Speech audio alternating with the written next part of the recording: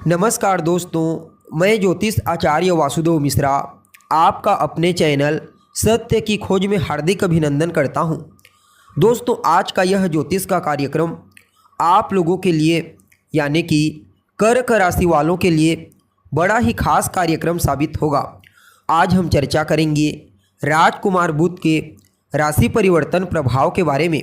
जी हाँ, युवराज बुध 10 मई 2024 की रात्रि 7:20 पर अपनी वर्तमान नीच राशि मीन राशि को छोड़कर भूमिपुत्र मंगल की मूल त्रिकोण राशि मेष राशि में पुनः प्रवेश करने के लिए जा रहे हैं, जहां कि वो 31 मई 2024 की दोपहर 12:20 तक रहेंगे। इसके पश्चात फिर वृषभ राशि में प्रवेश कर जाएंगे।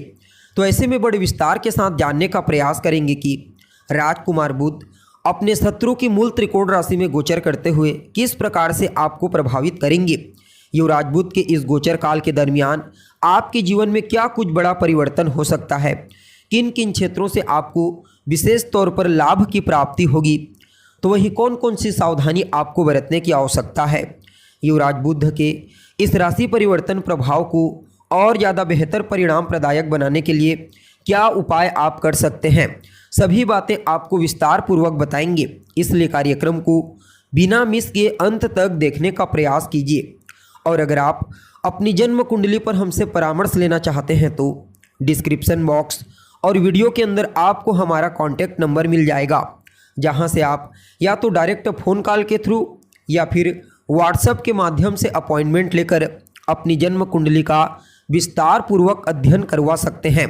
जी हाँ, तो दोस्तों, बुध कौन है? बुध तो बुद्धि, चाहे वह शेयर बाजार का काम हो, किसी भी प्रकार का व्यापार हो, इंटरनेट से जुड़ा हुआ काम हो, communication, commodity, media, banking sector, research, प्रकाशन, मार्केटिंग, इन सभी फील्डों में बुध का प्रभाव होता है।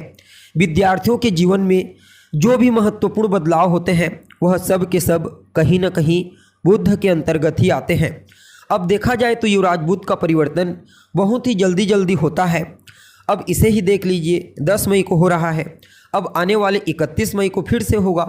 तो ऐसे में क्या होता है ना, कई बार लोगों को यह लगता है कि इतना जल्दी परिवर्तन हो रहा है और आप लोग कहते हैं ये बड़ा हो जाएगा, वो बड़ा हो जाएगा।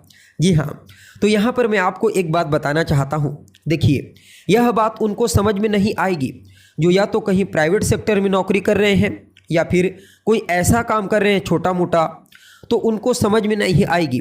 लेकिन जो व्यापारी हैं, जिनके जीवन का एक दिन ही उनके जीवन में वारे न्यारे करने वाला होता है, उनको इसका प्रभाव तुरंत देखने को मिल जाएगा।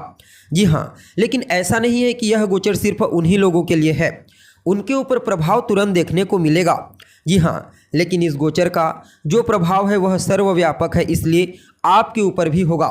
लेकिन अगर आप कोई बड़ा व्यापारी नहीं हैं या फिर कोई विद्यार्थी नहीं है जो कोई इंटरव्यू देने के लिए जा रहे हैं या फिर एग्ज़ाम देने के लिए, तो आपको तुरंत इसका प्रभाव नज़र नहीं आएगा, लेकिन आपके ऊपर भी इसका प्रभाव पड़ेगा।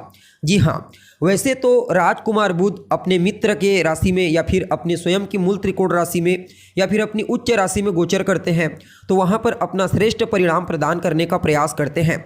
और यह जो मेष राशि है, राजकुमार बुध की शत्रु राशि है। हालांकि यहाँ पर राजकुमार बुध अपने एक मित्र शनिदेव की दृष्टि से दृष्ट होंगे और राहु के साथ भी इनका कॉम्बिनेशन शुक्र के साथ काफ़ी बेहतर तरीके से बन रहा है, इसलिए कुछ मामलों में आपको बेहतर परिणाम प्रदान करने का प्रयास करेंगे।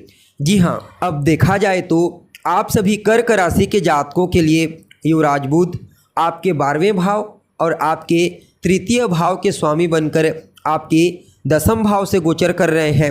अतः आप सभी कर्क राशि के जातकों के लिए राजकुमार बुध योग कारक ग्रह नहीं होते, इसलिए इस गोचर काल को उतना अनुकूल नहीं कहा जा सकता। लेकिन फिर भी 10वें भाव में युवराज बुध कारकत्व की प्राप्ति कर लेते हैं, अतः कुछ मामलों में आपको बेहतर परिणाम प्रदान करने का प्रयास करेंगे। यानी कि यूँ समझ लीजिए, यह गोचर आपके लिए कुछ अच्छा और कुछ बुरा होगा। अब देखिए, पुरुषार्थ भाव के स्वामी बनकर के कर्म क्षेत्र से गोचर कर रहे हैं, अतः कार्य क्षेत्र में आप पुरुषार्थ करेंगे, मेहनत करेंगे। लेकिन द्वादशपति भी बन करके गोचर कर रहे हैं 10वें भाव में, अतः कार्य क्षेत्र में उतार चढ़ाव की स्थिति आपको देखने को मिलेगी। कुछ परेशानियां देने वाला साबित होगा यह गोचर। चाहे पर्सनल लाइफ में हो या फिर प्रोफेशनल लाइफ में, हर क्षेत्र में थोड़ी बहुत परेशानी अवश्य आपको फेस करनी पड़ेगी। आपके जीवन काल में संघर्ष की स्थिति देखने को मिलेगी। हालांकि करियर के दृष्टिकोण से, उन्नति के दृष्टिकोण से इस गोचर को बहुत ही बढ़िया कहा जा सकता है, लेकिन फिर भी थोड़ी चिंता और परेशानी आएगी ही आएगी। जी हाँ, हालांकि यहाँ पर अच्छी बात क्या है, तो वह अच्छी बात यह है कि इस गोचर काल के दरमियान कोई बहुत बड़ी उपलब्धि आपको प्राप्त होने वाली है। हालांकि इस समय आपको ऐसा कोई भी कार्य नहीं करना है जिससे समाज में आपके मान सम्मान में हानि हो। बाकी अगर आपका पारिवारिक जीवन देखा जाए तो ठीक ठाक दिखाई पड़ रहा है।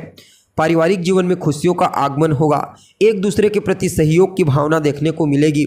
और अगर आप लंबे समय से विदेश जाने के लिए प्रयत्नशील हैं, चाहे पढ़ाई लिखाई करने के लिए जाना चाहते हैं या फिर बिजनेस व्यापार करने के लिए जाना चाहते हैं, तो आपको सफलता की प्राप्ति होगी और विदेश से भी मुनाफा प्राप्त होने का योग बना हुआ है।